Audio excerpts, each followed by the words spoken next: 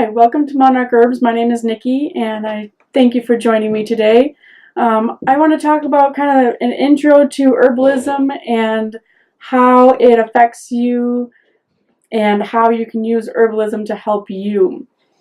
First of all, what is herbalism? Herbalism is really a manipulation of plants to get, to pull medicine out of it to be able to help your body and change the constitution of your body from, a disease or an issue or symptom that is obviously not working with you, and you want to change it to make you feel better.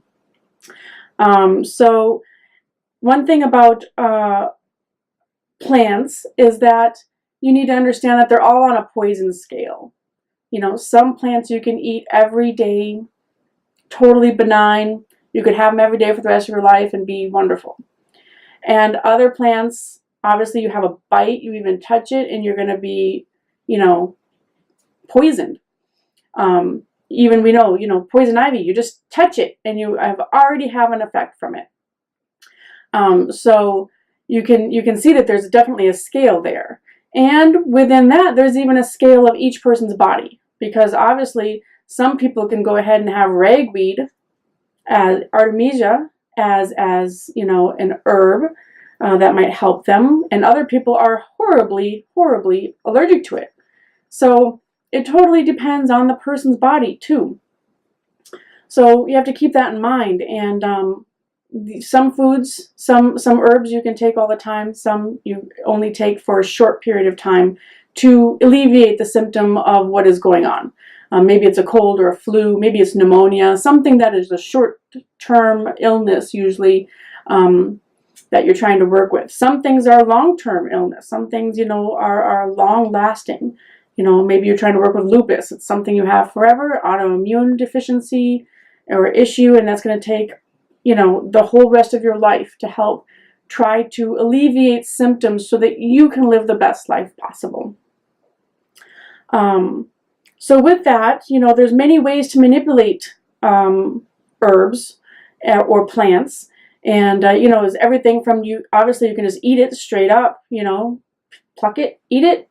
Great. That's the simplest way to do it. Teas, I would say, was probably the most widely known way to use herbs, is to make a tea.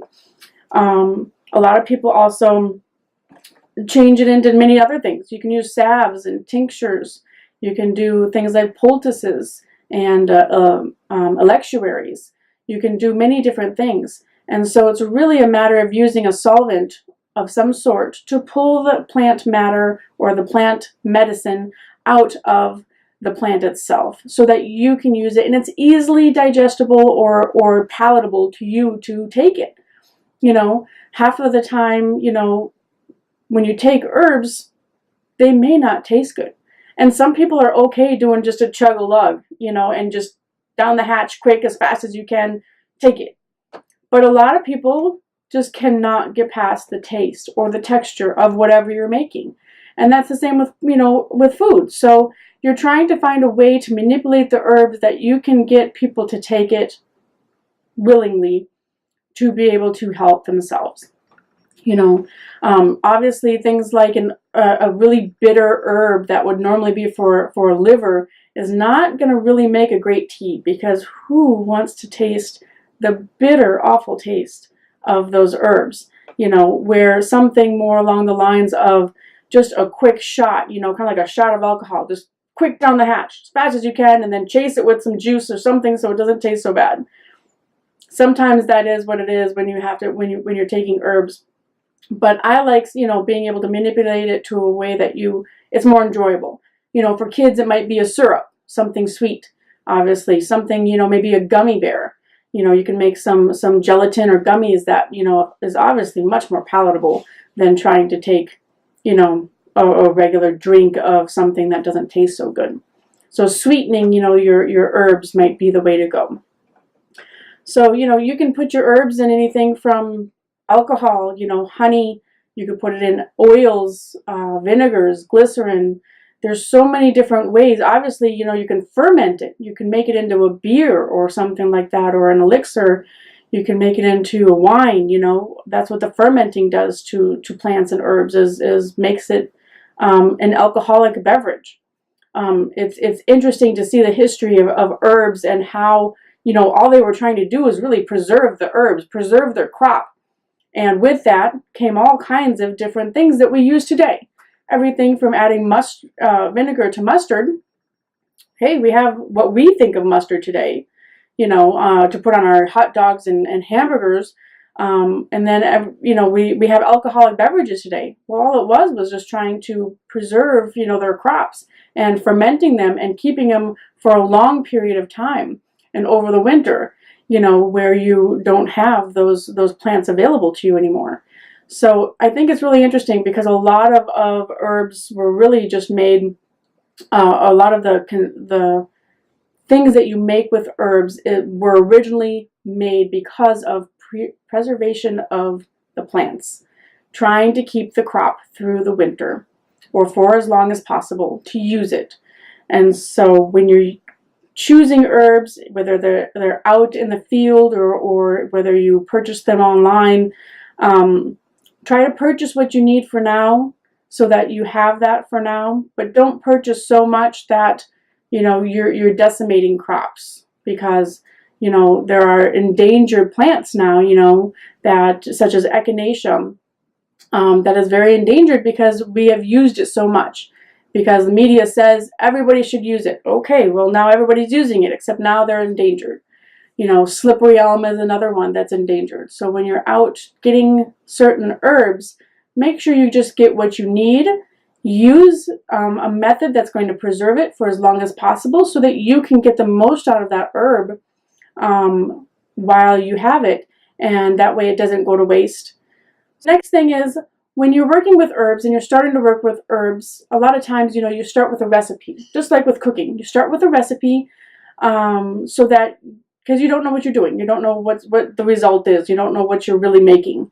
So start with a recipe, and sometimes you may not have all the ingredients in a recipe, and that's okay. So I want you to think about having the herbs meet you to where you are today. You know, if you don't have every ingredient, it's okay. It doesn't always have to have every ingredient. Sometimes that ingredient is more for taste than it is for function.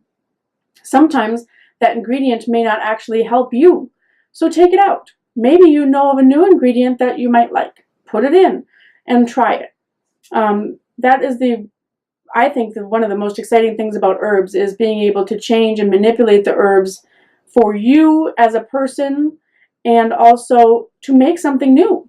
Make something that nobody else has made. Make something good. Make something exciting. Make something that will help you. And so just let the herbs meet you to where you are today. If you cannot afford a whole bunch of different herbs, then don't go buy a whole bunch of different herbs. Really, many times, 1 or 2 herbs will do everything you're wanting it to do. And believe it or not, a lot of times, those are herbs that you can even get at the grocery store. Whether it be garlic or onions, whether it be, you know, mustard or basil. You know, there's so many herbs that really are at your fingertips, and you can get a smaller quantity of. You don't need so much of it. So if you're starting out, I really recommend you start with something simple, something you can just get at the grocery store. Maybe it's just an infusion of garlic into some oil or into some vinegar, and see how that works for you, and taste it and see what you like, and work with where you're at today, because you may make something in a large batch that doesn't taste good or is not working for you at all. Now what do? I like using smaller batches when you start out making a new product, so that you can try it and see how it works for you. So enjoy the herbs, enjoy the process and the journey that it gives you, because there's so much opportunity to manipulate it and change it for yourself. Where if you go to pharmaceuticals, you know, things that are in the store, there's no manipulation in that. It's already pre-bottled, pre-packaged, and if it doesn't work for you, too bad. But herbs are available to everybody, and that is the great thing about them. And you can change them, and you can manipulate them, and you can omit, take out, you know, change dosage to what works for you. And that's just awesome. That is what turns me on to herbalism, is that I can tweak it for what I need today and what will work for myself or my family today.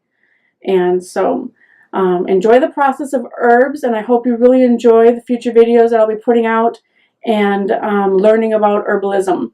You can meet me on my website at monarchherbs.com. You can also see the products that I've already made for you if you would like to purchase ready-made products in my Etsy store at Monarch Herbs.